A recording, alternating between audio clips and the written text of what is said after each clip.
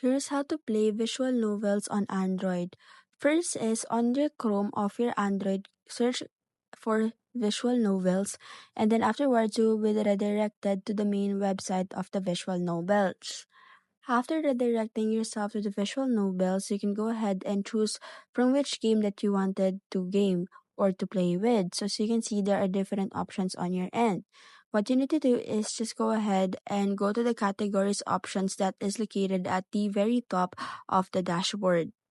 And then once you have already go to the categories options, you will be able to see their different categories or genres of the game.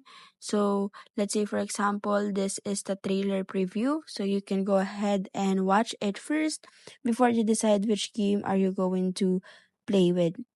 And then you can go ahead and click on the VR titles if you want to play through VR titles. And then afterwards, once you press on the VR titles, you'll be redirected on the games or the trailer preview of the games that you wanted to play to your VR.